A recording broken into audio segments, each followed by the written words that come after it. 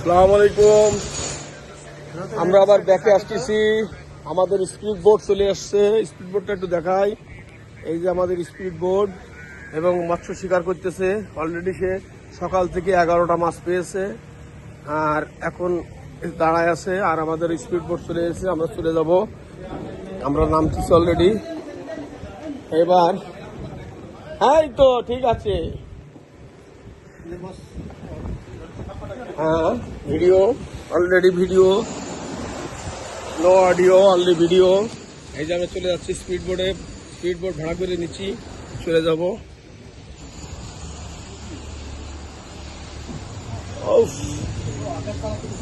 না একটু রিল্যাক্স করি।